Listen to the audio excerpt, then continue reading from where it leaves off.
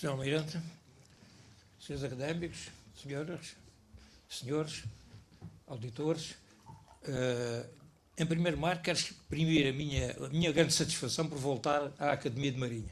Tenho andado um pouco ausente nestes últimos anos, desde o Covid, praticamente acho que nunca mais cá vim depois disso, por várias razões, e é realmente com muito gosto que volto a esta casa, que também considero minha, enfim, e é realmente com gosto, não faço sacrifício nenhum a vir de Coimbra, antes, pronto, é perfeitamente normal, e estou muito satisfeito por estar aqui.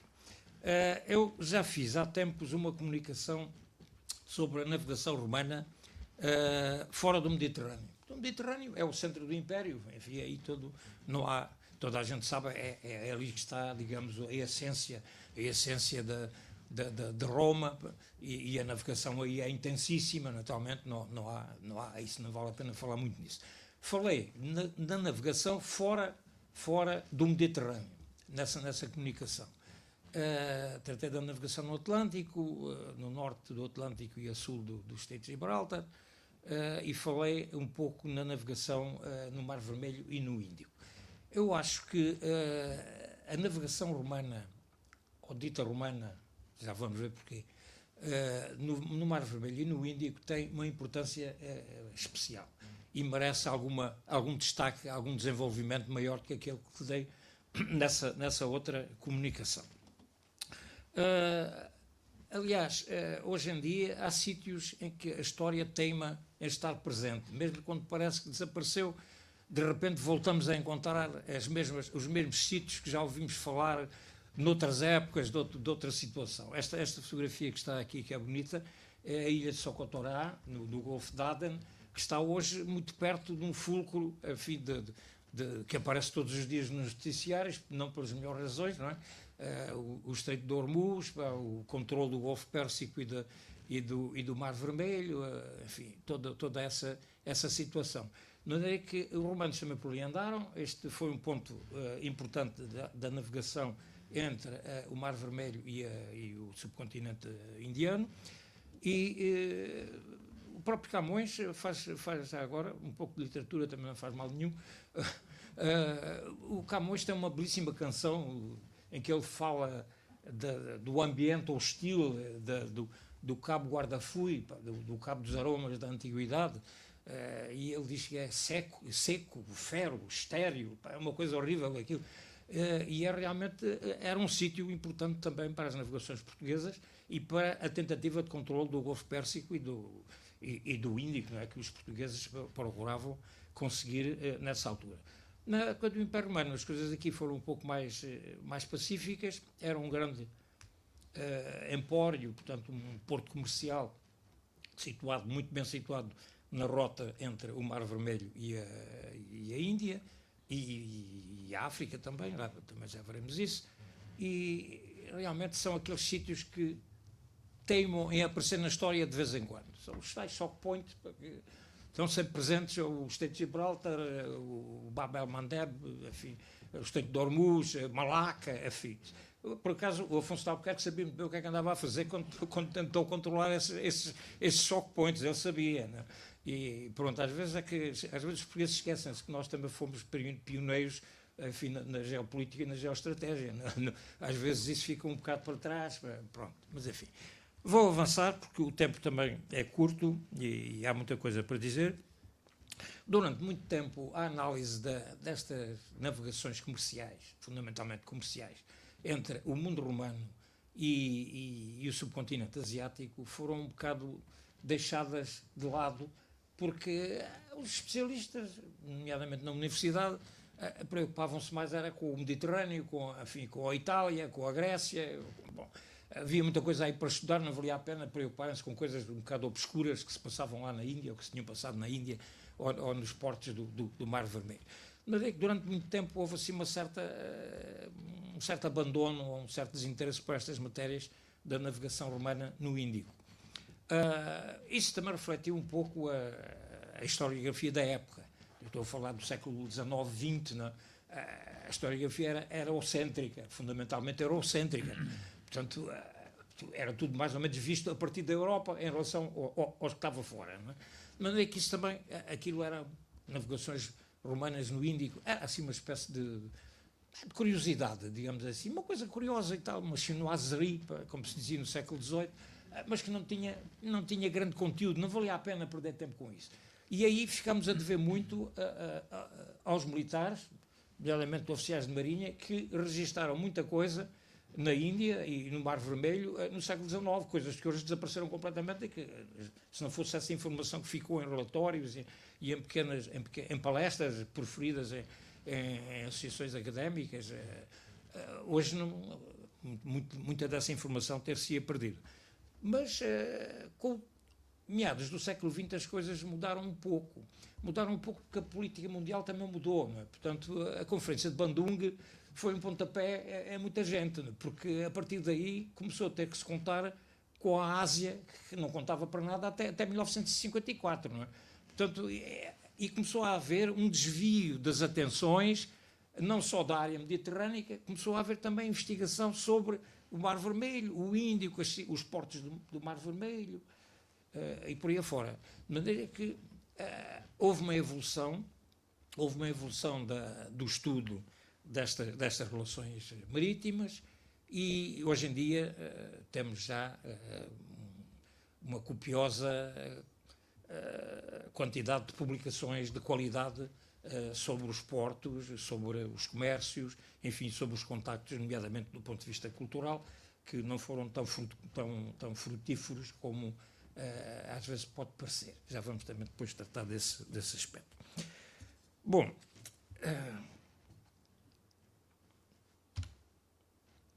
ora bem, uma das coisas que pode parecer estranho e que muita gente se admirou com este aspecto, este é um pormenor da tábua de Poitinger, que é um mapa romano, uma cópia do século XIII, do mapa romano de estradas.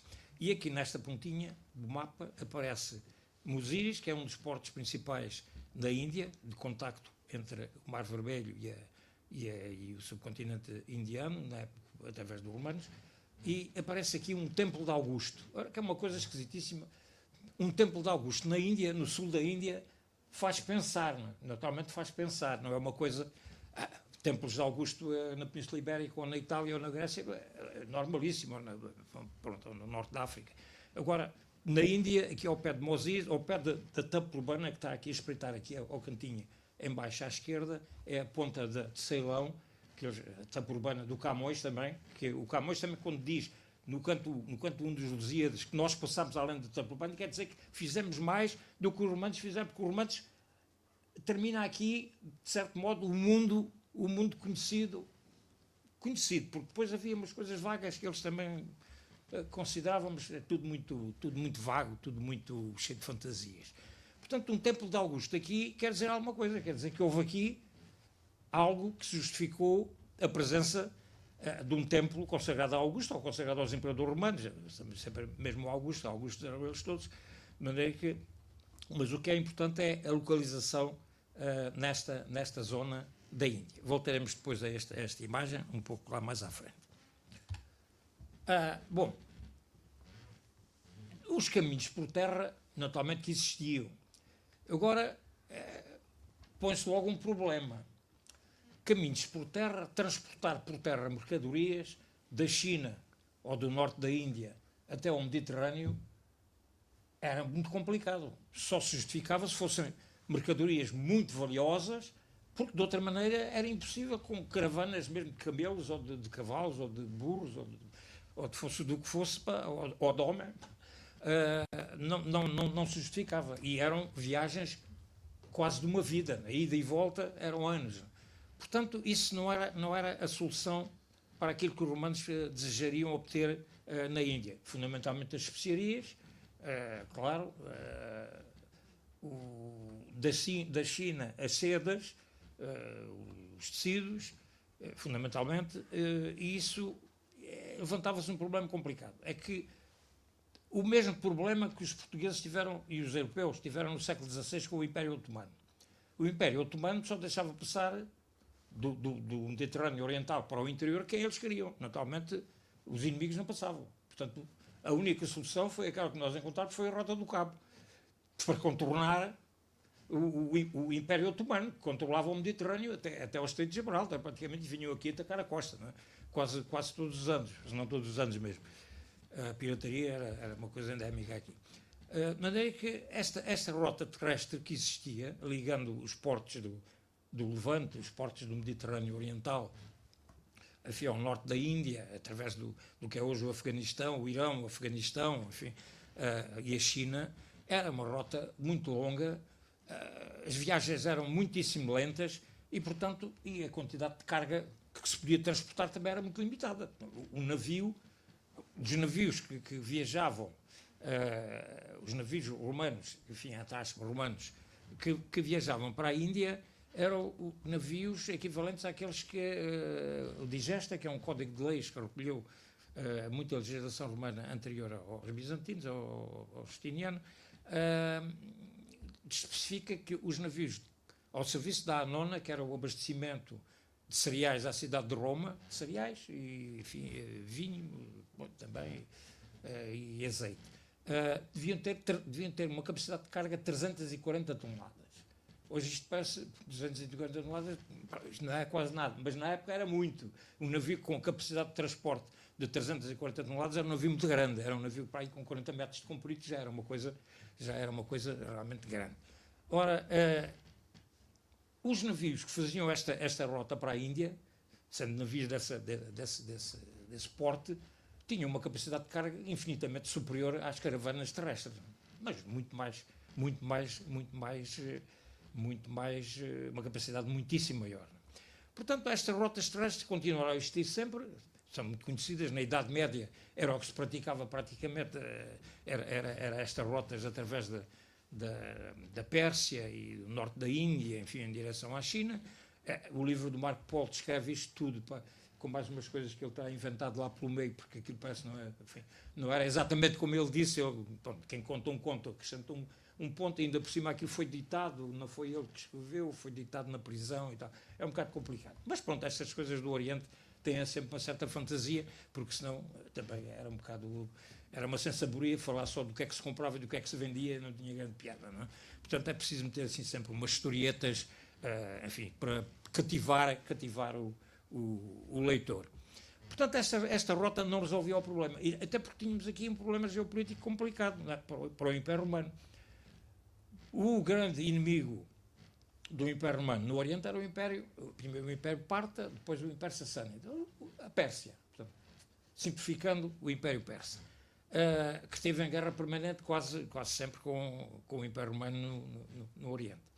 De maneira que usar esta rota terrestre era muito complicado. Além disso, tinham que satisfazer as portagens de uma infinidade de entidades políticas até se chegarem à China ou ao norte da Índia. Portanto, isto encarecia brutalmente os artigos comerciados e ainda por cima, às vezes podiam não se passar, porque eles fechavam por simplesmente os caminhos e fechavam o comércio, não havia hipótese. Portanto, esta solução continua a existir. Muitos dos materiais romanos que se encontram na China, principalmente materiais romanos do Baixo Império, do século IV,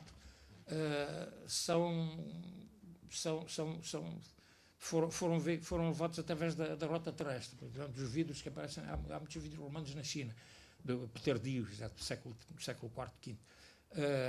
Mas não era essa a solução. A rota terrestre não resolvia nada, porque era lenta, era facilmente interrompida, dependia de uma série de boas vontades políticas e, portanto, não era a solução. A solução vai ser realmente o controle do Mar Vermelho, do Egito pelos romanos. Os romanos tentaram várias vezes chegar ao Golfo Pérsico, controlar o Golfo Pérsico para encurtar as comunicações com a Índia. Praticamente só com o Trajano, é este mapa que temos aqui, só com o Trajano é que eles conseguiram chegar ao Golfo Pérsico, mas foi uma ocupação que durou 2 ou 3 anos. Entretanto, rebentou uma enorme revolta da diáspora judaica, em Alexandria e em todo o norte da África e na Síria e na Palestina, de maneira que o Trajano teve que retirar e eles falhou essa tentativa. Já tinha falhado a tentativa do Crasso, perdeu o exército todo contra os partos por tentar invadir também a Pártia, a Mesopotâmia. Falhou o Marco António, fugiu de lá, retirou, conseguiu salvar metade do exército, mas perdeu 40 mil homens na retirada. Falhou esta tentativa de Trajano, porque tiveram que abandonar estes territórios. Depois houve outras tentativas. Séptimo Severo ainda conseguiu alguma coisa, mas também foi muito passageiro. O imperador Valeriano foi aprisionado e o exército romano foi completamente aniquilado pelos sassânidas, pelo Império Sassânida persa. Nessa altura, portanto, o Ocidente aqui nesta zona é preciso pensar duas vezes quando a gente se mete ali com aquela área do Irão. Não é gente muito fácil, E os romanos, que eu digo, que nunca... Tanto que acabaram por ter que aceitar esta vizinhança que era muito incómoda para eles, porque a tendência do Império Persa, fosse do Império Parta, fosse depois do Império Sassânida, posterior, era chegar ao Mediterrâneo. Os romanos queriam chegar ao Golfo Pérsico, por ali cortava-lhes o caminho para a Índia, era muito melhor, não é? E os iranianos queriam chegar ao Mediterrâneo. Portanto, havia ali um choque frontal entre duas vontades políticas e dois planos políticos. A conquista do Egito pelos romanos foi uma conquista que foi mais um passeio militar quase que uma conquista. Toda a gente conhece a história da Cleópatra e do Marco António e aquelas coisas todas que aparecem nos filmes, um bocado, enfim, romanceadas também, porque a Cleópatra era uma boa política, não soube foi escolher os homens. Aí é que ela se enganou, devia ter escolhido o outro lado e foi escolher o Marco António, por si na altura aquele que lhe dava mais garantias e que lhe ofereceu, enfim, uma quantidade de coisas nas doações de Alexandria, coisas que os romanos ainda não tinham conquistado, mas que ele ofereceu à Cleópatra e aos filhos da Cleópatra. Assim, uma coisa um bocado estranha. Mas a tomada do Egito em 30 a.C., depois da batalha naval de Dácio, isso também é uma coisa curiosa. Também se diz muito que os romanos não ligavam nenhum ao mar, não tinham jeito nenhum para a marinha. Era uma coisa... Isso eram lá os gregos e os fenícios que eram bons nisso. Os romanos não percebiam nada daquilo, tinham medo do mar e não sei o quê.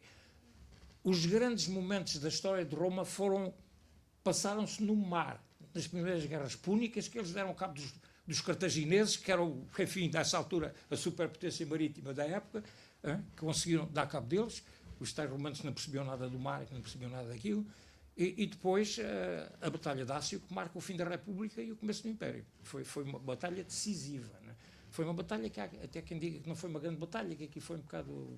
Pronto, não correu muito bem para o Marco António, que depois foi atrás da Cleópatra, aquelas histórias um bocado românticas que não se percebe. Ainda hoje os especialistas continuam a discutir porque é que a Cleópatra abandonou o campo de batalha e o Marco António desvairado foi atrás dela. Há uma data de explicações, eu não vou tentar dar mais uma, porque não vale a pena, porque vamos continuar a discutir isto durante séculos, com certeza, enquanto houver memória do Marco António e da Cleópatra. Mas a conquista do Egito foi fundamental, porque abriu o Mar Vermelho ao controle romano. Abriu o Mar Vermelho ao controle romano e os portos do Mar Vermelho.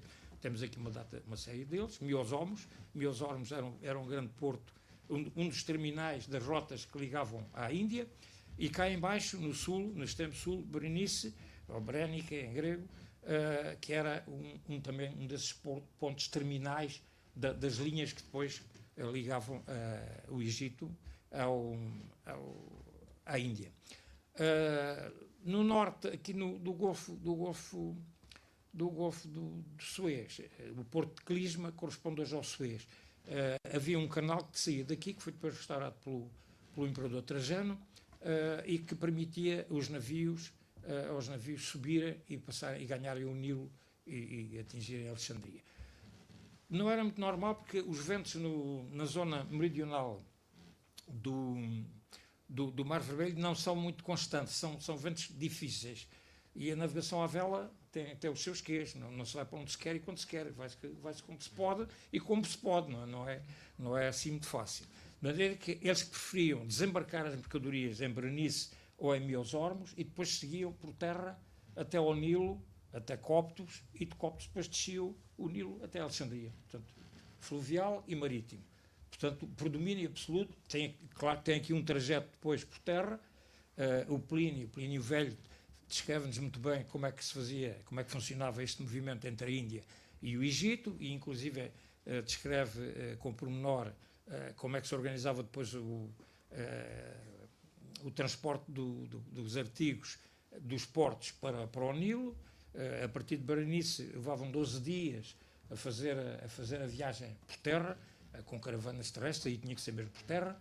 Levavam 12 dias, só viajavam de noite por causa do calor, e tinham pontos de água fortificados ao longo de toda a estada, com guarnições, normalmente de tropas auxiliares, muitos de Palmira, da cidade de Palmira, na Síria, que eram excelentes archeiros, e que faziam também a guarda de muitos dos navios que iam para a Índia, porque havia muitos piratas, e então os navios que comerciavam com a Índia, que saíam do Egito, eram acompanhados por archeiros que devem ser, a maior parte deles, de Palmira, da cidade de Palmira, porque havia tropas de Palmira, tropas auxiliares de Palmira no Egito romano.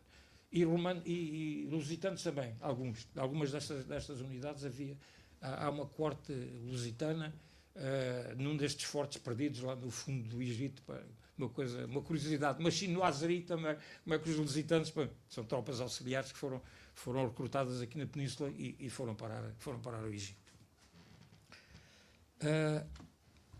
Mas quem é que são estes romanos que nós estamos a falar? Este é que é um ponto fulcral também desta questão. É que estes romanos, na maior parte dos casos, não são romanos.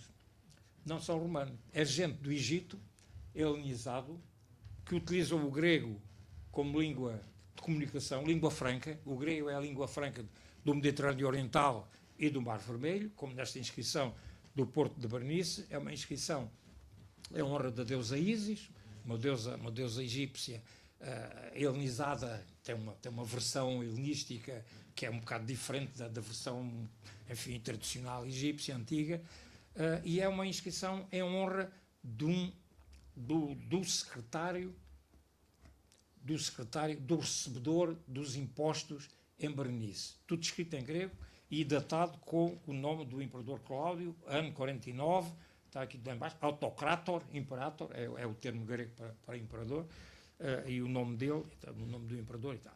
Portanto, é um tal Ireneus que resolveu honrar, que era secretário do recebedor de impostos em Berenice, e que resolveu honrar a deusa Ísis, enfim, uma deusa egípcia, mas aqui na versão helenizada seguramente. Portanto, estes romanos são muito pouco romanos, na maior parte dos casos. É gente do mundo helénico, do mundo helenizado, do Oriente helenizado, da Síria, da Palestina, do Líbano, do Egito, muitos. Aliás, grande parte da marinha romana, da marinha militar, contava com imensos marinheiros recrutados no Egito. Uma grande parte da marinha militar romana ia buscar pessoal ao Egito, porque eles tinham experiência do mar, e, portanto, aqui o romano deve ser entendido como do mundo romano. Eu prefiro a expressão mundo romano, que romano é muito italiano, é muito restrito, não é? E realmente não era. Era um mundo muito grande, muito aberto, onde naturalmente o grego servia de veículo, porque independente de cada um depois continuar a preservar a sua língua nacional. Portanto, Berenice é um dos grandes portos que controla o comércio com a Índia, e já voltaremos depois a Berenice ainda para tratar disso. Há um sítio que deu muito que falar, agora já estamos na Índia, já estamos no Golfo de Bengala, são as ruínas de Aricamedu, que fica ao pé da antiga feitoria francesa de Pondichéry, mais ou menos a meio do Golfo de Bengala, Índia Oriental. E aqui não há dúvida nenhuma que houve um grande estabelecimento que servia de porto de ruptura de tráfico, aparentemente, porque aqui recebiam mercadorias vindas do Golfo de Bengala, da zona do Ganges e, eventualmente, do Estreito de Malaca, e depois aqui eram transbordadas para outros navios que as levavam para para o Mar Vermelho, enfim, para os portos de destino. Este sítio de Araquemedu foi escavado no final da Segunda Guerra Mundial, pela primeira vez. E nessa altura houve um grande entusiasmo, uma feitoria romana na Índia, eles estavam lá mesmo e tal, instalados. Depois houve escavações, agora no final do século XX, da doutora Vimala Beckley, e parece que as coisas afinal não são bem assim. Aliás, já em 1960, o Henri Polyidou, num livro de divulgação que deve ter passado mais ou menos desapercebido, a história arrancada à terra, chama-se a versão portuguesa, ele fala também da Araquemedu e já põe em dúvida que isto fosse realmente uma feitoria no sentido estrito do termo. Feitoria com uma administração própria e tal. Não, é um estabelecimento realmente onde se comerciava, onde havia representantes dos mercadores e dos armadores do mundo mediterrâneo, do Egito, mas não havia propriamente uma feitoria como aquelas que existiam na Idade Média dos genoveses ou de Veneza, ou mesmo as portuguesas na Flandres, enfim, não era bem isso. Agora sim, era um sítio muitíssimo importante, onde o material romano do século I, principalmente do século I, é abundantíssimo. Que visão é que os romanos e enfim, utilizando aqui o termo de uma forma geral, que visão é que os romanos tinham do Índico? Bom, esta é uma reconstituição do mapa de Estrabão e da visão que o Estrabão tinha do Índico.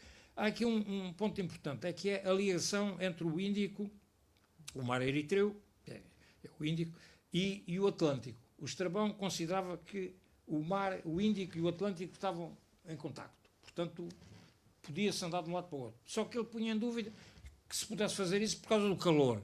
Portanto, aquelas zonas eram inóspitas, ninguém podia viver ali. Não? Portanto, havia contacto, mas não servia para nada, porque era impossível a sobrevivência nestas latitudes tão a sul.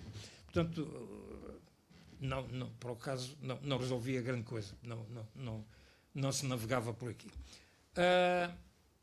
O Estrabão viveu no Egito, ele morreu em 23, conhecia muito bem a orgânica do comércio marítimo com a Índia, conhecia os portos, conhecia as monções. Aqui é que está o grande achado que permitiu todas estas aventuras marítimas da antiguidade no Índico. As monções. O Estrabão já faz referência às monções e diz que foi um tal Eudóxio de Císico que este descobriu em 150 e qualquer coisa antes de Cristo. E quase de certeza que sim, que se não foi Eudóxio, foi alguém por essa época, porque na época do Estrabão já se navegava perfeitamente para a Índia e os materiais romanos que lá estão provam que, e são muito numerosos, provam que havia um contacto muito regular e intenso entre o mundo mediterrâneo, através do Mar Vermelho, e o Índico. Portanto, o Estrabão, nesse aspecto, dá-nos essa informação. Depois, mais tarde, há outros autores que dizem não, as monções só foram descobertas por um tal Ípalo, um mercador ou um navegador, já na época de Cláudio. Portanto, isso atira já para 50 depois de Cristo. Não é possível. Araquemedu está cheio de material romano da época de Augusto. Portanto, moedas, cerâmica, sigilata, ânforas de garo, inclusive, provavelmente da Península Ibérica. Portanto, já se conheciam, de certeza, o regime de monções nessa altura. Este mapa é muito bonito, mas é uma reconstituição de uma coisa que se perdeu, infelizmente, que são os mapas do Ptolomeu de Alexandria. Agora já estamos no século II depois de Cristo, e isto é um resumo realmente do mundo, daquilo que o mundo grego-romano conhecia nessa época. Hão de reparar que, neste caso, no caso do Ptolomeu, o Índico é um mar fechado, não tem contacto com o Atlântico. É uma espécie de Mediterrâneo que fica ali, naquela zona, perfeitamente limitado, não se sabe bem o que é que há ali por baixo, mas era um mar fechado, era concebido como um mar fechado.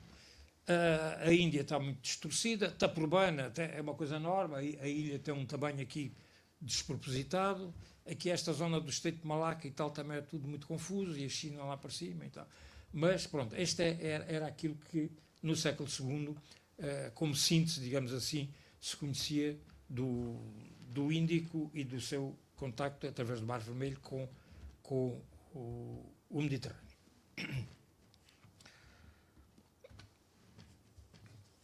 Bom, o regime de monções permite uma coisa ótima, que é ter um calendário de navegação muito adequado àquilo que os romanos, enfim, entre aspas, os romanos, em geral, pretendiam. Porque podiam navegar, eles podiam sair em julho, normalmente saíam do Mar Vermelho em julho e chegavam à Índia em setembro. À costa ocidental da Índia, onde havia os dois grandes portos com que eles negociavam, principalmente, que era Bar e Gaza, no norte, e Mosiris, já vimos há bocadinho o templo de Augusto em Mosiris, no sul. Depois carregavam, paravam nos portos algum tempo e regressavam com a monção, agora favorável, para ganharem o Mar Vermelho, no fim de dezembro ou começo de janeiro.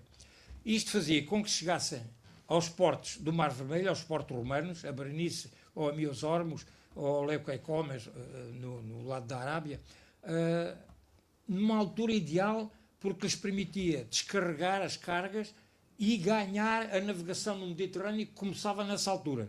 Porque os romanos tinham um sistema de mar clausum, portanto havia um período em que não era habitual navegar. Quer dizer, até se navegava quando era preciso, porque isso é assim mesmo. Quando as coisas são necessárias, fazem-se e o resto não interessa. Mas normalmente havia um período em que não havia navegação comercial no Mediterrâneo. Ora, estas mercadorias chegavam a Alexandria exatamente na altura em que recomeçava a grande navegação no Mediterrâneo, a navegação de Alexandria, a navegação do Egito para a Itália, com os grandes abastecimentos de cereais. É a grande frota do trigo de Alexandria que vai abastecer de cereais a Itália, principalmente Roma, para aquelas grandes distribuições da anona pública, e depois havia também a anona militar para o abastecimento dos exércitos. Portanto, este calendário das monções é ideal, porque permite ir e voltar num ano. Portanto, num ano faziam uma ida e uma volta à Índia, viagem completa, e viagens que eram seguramente muito rentáveis. Muito rentáveis. O Estado recolhia nos portos onde se fazia o desembarque das mercadorias, o Estado era estabelecido o imposto era de 25% ad valorem. Portanto, 25% do valor da carga era para o Estado. Portanto, a fiscalidade romana era um bocado pesada. E depois ainda piorou. No Baixo Império ainda foi pior. No Baixo Império foi terrível. Foi terrível. Mas 25% ad valorem. Portanto, havia os tais recebedores que estipulavam o imposto, as coisas depois eram desembarcadas e seguiam para serem distribuídas ao longo do Egito, nomeadamente em Alexandria, principalmente, onde se pagava o imposto. O imposto era estabelecido no porto de chegada, mas só era pago depois em Alexandria ou em Coptos, no Nilo, para onde ia uma grande parte desses produtos. Há um problema aqui com a navegação romana no Índico, que é até onde é que eles iam para sul. Há um documento fabuloso, infelizmente não está traduzido em português, é uma pena, que é o Périplo do Mar Eritreu. É um texto escrito em grego por alguém que era marinheiro, que sabe muito bem o que é que está a dizer, porque faz comentários de marinheiro, não é? Qualidade dos portos, o problema das vagas, os ventos, as ondas, para onde é que deve entrar no porto, onde é que deve fundear, como é que é o fundo, se as âncoras se perdem os cabos porque são de fibras vegetais, né? Portanto, com o atrito partiam-se. Portanto, é um homem que sabe o que está. Não é um teórico de gabinete. O grego dele até é um grego assim um bocado arrevesado. Deve ser alguém que não é de língua grega, provavelmente um egípcio, e que escreveu em grego, porque o grego era aquilo que as pessoas liam, toda a gente lia. Não é? E é uma obra realmente fundamental. E nessa obra ele fala num porto que é o extremo sul das navegações romanas no Índico, chamado Rapta. Ora, o Porto de Rapta anda tudo já há uns anos a tentar saber onde é que fica o Porto de Rapta. Há quem diga que é na zona de Zanzibar, Dar es Salaam, por aí há muito material romano. Aí também não há dúvidas que eles estiveram lá, porque há muito material romano na zona de Dar es Salaam, na Tanzânia. Há uma hipótese que leva a esta navegação até ao norte de Moçambique, até Kionga, até ao Rovuma. O que é que eles iam buscar aí? Marfim, escravos, o ouro de Sofala, muito mais para o sul. Na verdade, há uma vaga notícia de um tesouro de moedas romanas na zona do Rovuma, mas uma coisa muito obscura que não se consegue perceber muito bem se aquilo é, se não é. É sempre muito complicado estas coisas. Eu, quanto a mim, acho que não, talvez não tenham chegado tão a sul, porque o Périplo do Mar Eritreu, o autor diz que da Arábia de Musa iam muitos navios a rapta. Ora, eu não estou a ver assim, no norte de Moçambique, nesta altura, irem muitos navios a propósito da rapta. Não me parece que é capaz de ser mesmo ali por volta de Dar es Salaam, aí sim, não é difícil de chegar lá, embora o limite útil da monção se situe realmente aqui nesta zona do norte de Moçambique. Até ali a monção funciona bem. Mas será que eles foram mesmo lá abaixo? Ou foi apenas um aventureiro que foi por ali abaixo, foi arrastado? Há uma referência do Ptolomeu. Ptolomeu refere que houve um mercador que foi arrastado pelos ventos e andou 25 dias à deriva, a sul de Socotorá, a ver por ali abaixo. Isso dava para chegar ao norte de Moçambique, mas realmente é tudo tão vago que o melhor é deixar isto ficar, e pode ser que um dia apareça qualquer coisa no norte de Moçambique, com as prospecções que andam para lá a fazer agora à procura do gás, pode ser que apareça alguma coisa. Não me parece muito, mas enfim, é possível. É possível. Bom, estas são as rotas principais do Périplo do Mar Eritreu e as rotas romanas. Lá está o canal de Trajano a ligar o Nilo ao Mar Vermelho. Leuca Come é um porto importante do lado arábico do Império, na Bateia, com ligação a Petra e a Palmira, as cidades do deserto, das caravanas. E temos aqui Berenice e Mios Hormos, com tal contacto para o Nilo, para o transporte dos produtos para Alexandria. Aqui embaixo cá temos Rapta, ali para baixo, enfim, não é possível. Socotorá era uma ilha muito importante, que fica praticamente a meio caminho da viagem. Era um empório, era um mercado. O Périplo do Mar Eritreu também fala nisso, no que é que se vendia lá, no que é que se comprava. Havia muitos produtos vindos da Índia, havia produtos africanos também, e da Arábia, perfumes, essências, etc. Portanto, era um grande empório, um grande mercado marítimo. E cá temos os principais destinos no Egito, na Índia, Barbaricon, lá em cima no Indo, Barigaza e Muziris, cá em baixo. Aricamedu fica, como vê, no Golfo de Bengala, fica do outro lado, e as fontes clássicas são quase sempre concordes em dizer que, bom, para lá do Cabo Comorim, para lá da Taburbana, só vão alguns e tal, e é tudo... é uma navegação privada, não há, pronto, não é... Pois ficamos sempre com este problema de saber o que é que realmente aconteceu. Que há materiais, há e muitos, isso, o material romano não falta. Só que terão-se deles a levá-lo para lá, ou foi cabotagem que veio buscar essas coisas a Muziris e depois levou para o outro lado. É um bocado, continuamos com esse problema em aberto, não está resolvido. Bom, estes são as rotas do Périplo do Mar Vermelho, com Barigaza e Muziris como os portos principais, e cá está Rapta, aqui, neste caso, colocada no norte de Moçambique, na zona de Cabo Delgado, mas com uma interrogação, como não podia deixar de ser, evidente. Ninguém tem coragem de dizer que era mesmo ali, porque não temos elementos que permitam garantir isso. Bom, este mapa já é um bocado antigo, mas ajuda a perceber um pouco como é que estas coisas passaram na Índia, que é um mapa da distribuição dos tesouros romanos, tesouros de moedas. um tesouro de moedas romanas não é um tesouro no sentido económico, não é pelo valor. É um grupo de moedas com unidade, digamos assim. Se forem todas de Augusto ou todas de Nero, podem ser até moedas que não valem grande coisa em termos de poder de compra na época e hoje em dia em termos de antiguidade. Mas são tesouros quando são várias moedas associadas. E temos aqui uma concentração enorme, como podem ver estes pontos mais carregados em baixo, primeiro século depois de Cristo. Portanto, época de Augusto, Tibério e depois até, mais ou menos, até Vespasiano. Há uma enorme concentração no sul da Índia. E isto tem que ver com Musíris, com o porto de Musíris e com a expansão depois deste material para o interior da Índia. Arikamedu também está representada, naturalmente, mas, enfim, há uma diferença aqui muito grande. No século II há aqui uma variante que ainda hoje resta explicar o que é que aconteceu, não se sabe bem o que é que aconteceu, mas, como podem ver, os tesouros do século II são mais a norte, estão representados mais a norte da Arikamedu, mesmo bastante mais a norte, e desaparece aquela enorme concentração de tesouros do século I que tínhamos aqui na zona sul do subcontinente indiano. Uma das coisas que os romanos exportavam em grande quantidade para a Índia era moeda que não era utilizada como moeda no sentido restrito do termo.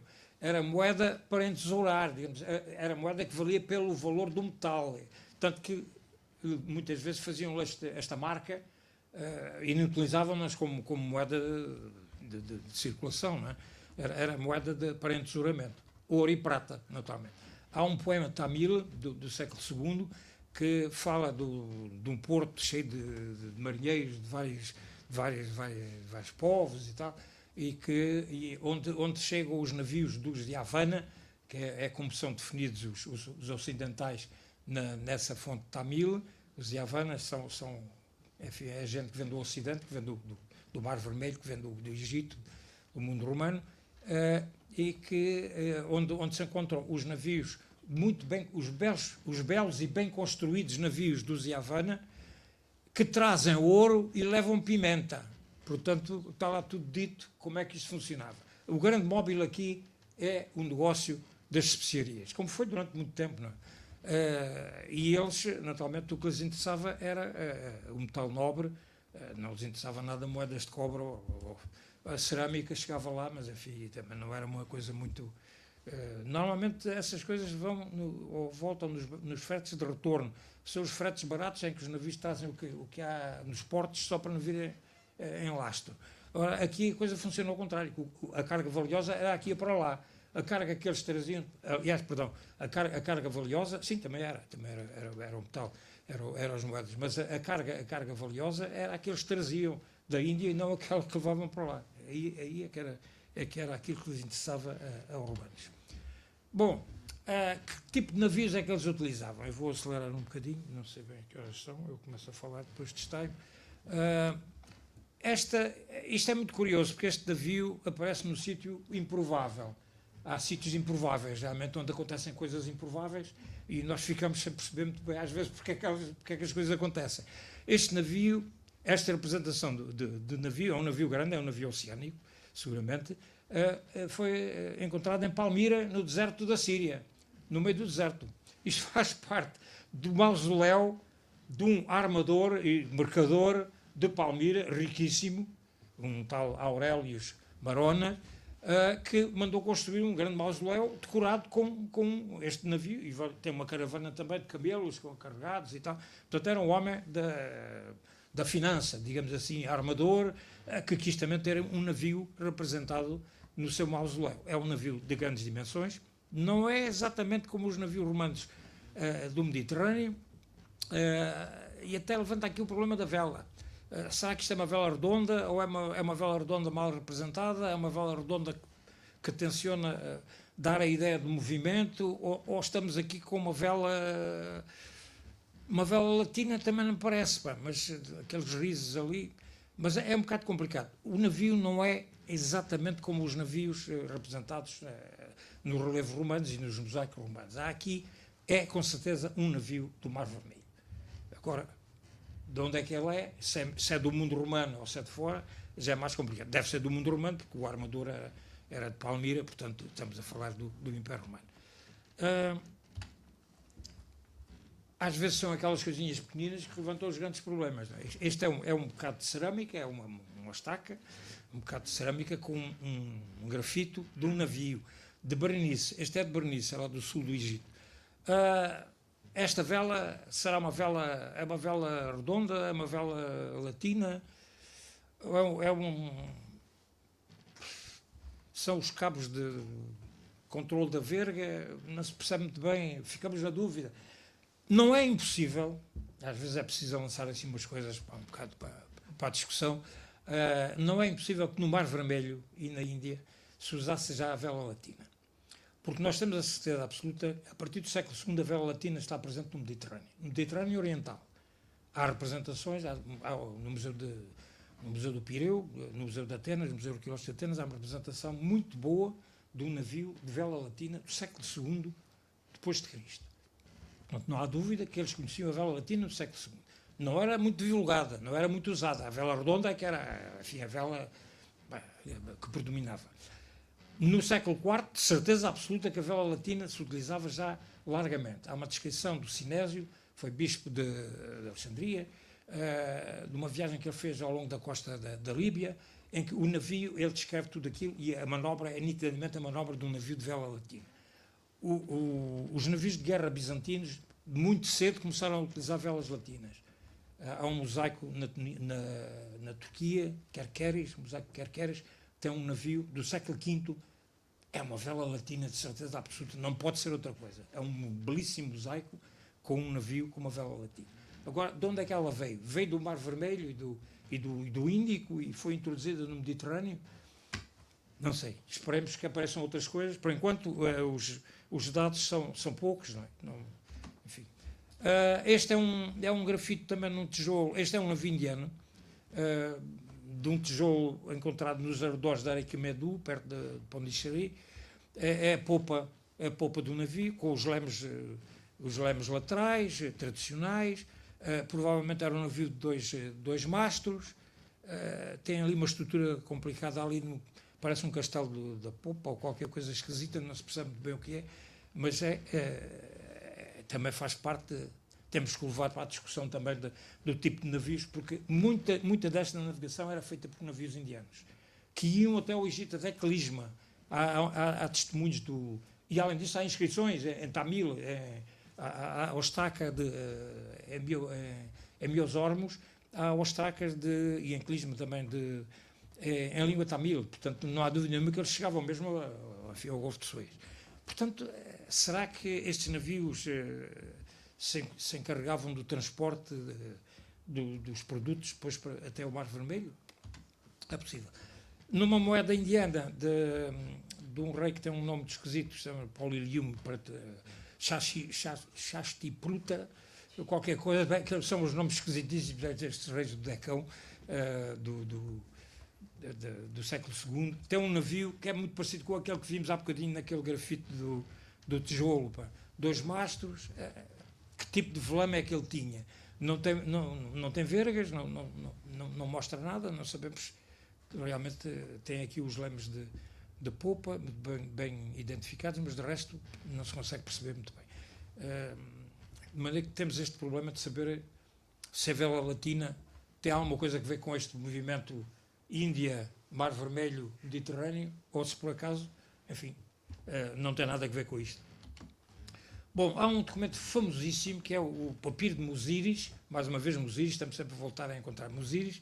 O Papiro de Muziris foi encontrado no Egito, foi comprado por um colecionador e depois foi vendido para um museu, e é nem mais nem menos do que um contrato redigido em grego, naturalmente,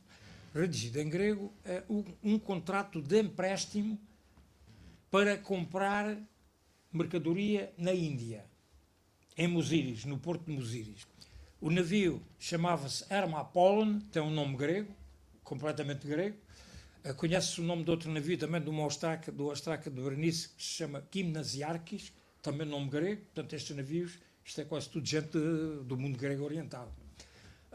E o que é que temos aqui? Temos aqui uma espécie, anexo ao documento, uma espécie de manifesto de carga do navio. O que é que ele transportava?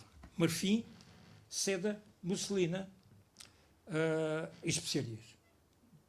220 toneladas, metade da carregação, porque a outra parte perdeu-se o resto do relatório, não temos essa parte. Mas metade, 220 toneladas de carga. Portanto, era um navio daqueles de grande porte. Tem que ser um grande navio para fazer uma viagem desta altura da Índia até ao Egito. Tem que ser um navio com uma carga destas, tem que ser um navio de grande porte. Portanto, este é um documento fundamental. Portanto, nós temos que usar, nesta tentativa de reconstituição do que foi o movimento comercial entre o mundo romano e a Índia, e um pouco a China também, porque as coisas vinham por terra até aos portos, até Barigaza. Por exemplo, a seda vinha por terra até Barigaza, depois era embarcada em Barigaza. Temos que utilizar tudo aquilo que aparece, desde o papiro, a inscrição honorífica em pedra, um recibo de qualquer coisa escrito num caco de cerâmica, dos tais Ostraca, que há um arquivo importantíssimo em Berenice, o arquivo Nicanor, que tem uma quantidade enorme de Ostracas com recibos das mercadorias recebidas da Índia. Portanto, temos que utilizar toda a documentação possível. Esta é a célebre tarifa de Coptos, que é uma lista de... É uma taxa de portagem, entre a portagem e a autorização de utilização da estrada militar que ligava Berenice a Coptos, no Nilo. Então tem uma série de... Isto é da época do imperador Domiciano, final do século I depois de Cristo, e tem uma série de... São 41 artigos. Desses 41 artigos, a maior parte tem que ver com a marinha. Materiais de marinha, mastros, vergas, portanto, carpinteiro naval, paga X, capitão, o piloto é o que paga mais, por alguma razão. O piloto do Mar Vermelho é o que paga mais, é o que paga a taxa mais alta, tirando as cortesãs, coitadas, que iam para lá, têm uma taxa exorbitante. Mas eu acho que aquela taxa que as cortesãs têm que pagar é uma taxa de grupo que o empresário delas pagava pelo grupo, né? Porque, coitadas, eram escravas, com certeza não iam pagar, não eram elas que pagavam, era o empresário que pagava. E sabemos, e está bem estudado, há uma investigadora francesa que se ocupou disso, que elas faziam a turnê, o artigo dessa senhora, chama Les Femmes Tournantes, porque faziam uma turnê pelos fortes da estrada, desde Berenice até Coptos. Portanto, iam passando pelos fortes e pronto, lá prestavam os seus serviços às guarnições e seguiam depois para o outro. Portanto, essas pagavam a taxa maior, 108 dracmas, que era uma coisa, era uma quantia importante na época. Dracmas ou denários, anda na mesma. No Oriente usa-se o dracma, continua-se a utilizar o termo dracma grego. Não é? Portanto, é uma inscrição que tem muito que ver com a atividade marítima. A maior parte das taxas tem que ver com atividade marítima ou com materiais de construção naval. Portanto, que no Egito a madeira, nomeadamente a madeira no Egito, não é muito fácil de encontrar, e nós sabemos que vinha madeira de teca para o Egito, da Índia. Em Berenice há vestígios de teca indiana. Bom, aqui temos o mapa dessas vias entre Berenice e Miosormos e Coptos, no Nilo, onde se fazia depois o pagamento das mercadorias que eram arroladas, digamos assim, nos portos da costa, e a indicação de uma série de fortes. Alguns deles eram grandes fortes. Este forte aqui em baixo, o Vetus e Dreuma, que ficou logo a seguir a Berenice, tinha capacidade para ter 12 mil pessoas lá. Portanto, era um enorme forte com alojamentos para as caravanas que depois faziam o caminho de Berenice até Coptos. De noite, segundo nos conta o Plínio Velho, por causa do calor, e acompanhadas por escoltas armadas, que estão referidas também no papiro de Musíris. O papiro de Musíris também refere o custo da escolta para o transporte depois das mercadorias da costa para o Nilo. Bom, influências culturais. Quando há culturas diferentes em contacto, há sempre aculturações, como é evidente. Mas o Mortimer Wheeler, que estudou muito estas matérias, eu conheci muito bem a Índia e o Paquistão e o Afeganistão, e achou que as trocas culturais entre o mundo oriental e o mundo romano não foram muito significativas. Realmente não se encontra muita coisa. Mesmo a nível de religião, houve algumas embaixadas budistas que vieram ao Ocidente, mas não tiveram grande impacto.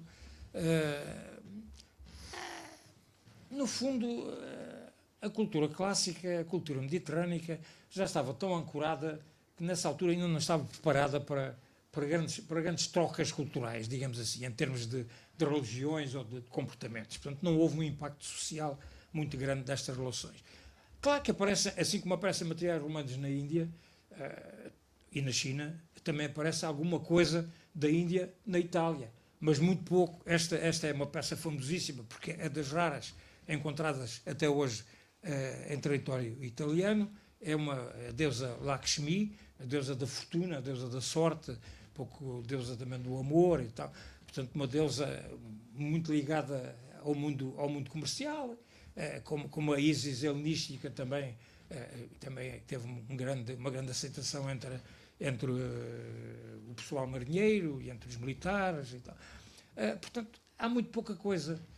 Tudo isto parece, no fundo, apesar deste movimento todo que se verificou durante pelo menos 4 séculos, tudo parece ter ficado fundamentalmente no âmbito do comercial, da compra, da troca. Eu compro, eu vendo, tu compras, e não terá avançado muito para além desse aspecto. Esta Lakshmi de marfim foi encontrada em Pompeia, portanto, provavelmente alguém que fez a viagem à Índia e trouxe. É uma peça grande, relativamente, entre 50 centímetros de altura, já é uma peça razoável. Mas há muito pouca coisa. Mesmo a nível religioso, o budismo já se tinha desenvolvido na Índia, mas não se conseguiu implantar. Teve um grande êxito depois na China e no Japão, mas para o Ocidente não houve grande influência religiosa do Oriente. A grande revolução religiosa vai ser com o cristianismo, mas o cristianismo nasce dentro do mundo mediterrâneo e do mundo romano. Não é uma religião que vem do exterior. Houve uma que veio do exterior, do Irão, o culto de Mitra, o mitraísmo, que teve uma grande voga no século II, III, e que foi rival do cristianismo durante algum tempo. Só que o mitraísmo, que era uma religião muito cultuada por militares, marinheiros, gente do comércio, portanto, gente da ação. Aliás, tinha provas iniciáticas muito duras, com graus militares e tal, era muito complicado. E tinha uma coisa logo à partida que os deitou abaixo, é que excluía as mulheres. No culto de Mitra, as mulheres foram pura e simplesmente excluídas, não existiam. De maneira que, claro, falhou e o cristianismo acabou por avançar e teve o êxito que teve, mas mais como eu repito, foi um fenómeno religioso nascido dentro do Império Romano. Não veio do exterior. Portanto, não temos assim grande, e este é o último, eu vou terminar, é o extremo do mapa do qual vimos há pouco, este pormenor aqui da Taprobana, aqui embaixo da ilha de Ceilão e de Muzir, já está o Porto de Muzir, tudo isto muito distorcido, a China fica ali um bocadinho ali em cima, mas este mapa, que é uma cópia de um mapa, é a cópia do século XIII, 1265, que está na Biblioteca de Viena, da Áustria, Biblioteca Nacional, é uma cópia de um mapa de estradas romanas, de estradas. As costas, como podem ver, é assim uma coisa, só para dizer que ali é o mar, não tem nenhum pormenor, mesmo a ilha está numa posição esquisita e tudo isto. Isto é um rolo muito comprido, enfim, que deformou muito a representação do mundo. Mas o que nos interessa aqui é o aspecto ideológico da coisa. Os romanos nunca conseguiram resolver o problema do Golfo Pérsico. Foram lá várias vezes e saíram sempre mal. Mas é que às tantas desistiram e então, em vez de se impor pela guerra, que era, pelo visto, difícil, resolveram impor-se pela ideia da paz, o mito da paz, o mito de Augusto, a paz com os povos e tal, um pouco essa ideologia que a gente já ouviu noutros quadrantes e noutras épocas. Não é? Essas coisas repetem-se. De maneira que, o que é que nós temos aqui? Aqui em cima, na parte de cima, temos ali o ponto onde o Alexandre se deteve, porque o exército do Alexandre recusou-se a continuar a avançar. Percebeu que aquilo da Índia era muito complicado, havia muita gente e aquilo não... elefantes e tal, era muito complicado. De maneira que eles desistiram está aqui indicado no mapa o ponto em que o Alexandre parou. Se repararem, tirarem aqui uma linha por aqui abaixo, vão ver que Musíris está um bocadinho mais à direita. O Templo de Augusto está um bocadinho mais à direita. Ora, a ideologia romana é uma ideologia muito complicada e muito elaborada. Eles, com isto, pura e simplesmente queriam dizer que aquilo que o macedónico, que o Alexandre não conseguiu fazer pelas armas, que chegou ali e teve que voltar para trás, os romanos, com a paz de Augusto, com a Pax Romana, a Pax Augusta, tinham conseguido atingir... Apaguei. Pronto. Também estou a acabar também, de qualquer maneira, isto deve ser sinal para acabar mesmo. Portanto, o que eles não conseguiram por as armas, ideologicamente conseguiram com o mito da paz e da convivência e do comércio e tal, mais do que aquilo que o Alexandre tinha conseguido. Inclusive o Templo de Augusto está um bocadinho mais à frente do que o ponto em que o Alexandre teve que se deter na sua marcha de conquista do Egito, que ele desistiu. Que ele desistiu, porque o exército recusou-se a continuar a marchar, enfim, quando viu que realmente a Índia é uma multidão, não é? Aquilo, já nesta altura era uma multidão, e os romanos também perceberam que não valia a pena continuar a insistir muito, porque não se venciam aquelas multidões com grande facilidade, e aquilo no Irão tinha corrido sempre mal para todos os imperadores ou generais que lá foram, e as coisas, e eles usaram o termo, usaram a ideologia da paz como uma forma de afirmação do Império Romano, uma afirmação pacífica do Império Romano, que de qualquer maneira acabou por suplantar os limites atingidos pelo Alexandre. Pronto, eu gostaria de vos dizer muito mais coisas, mas depois prometo que não, já está escrito o texto, portanto não há problema. Lá encontrarão a bibliografia completa e todas as referências e o aparato crítico todo necessário. Portanto, isto aqui foi mais uma súmula do que propriamente uma exposição muito, muito profunda. Muito obrigado e peço desculpa porque estou um bocado...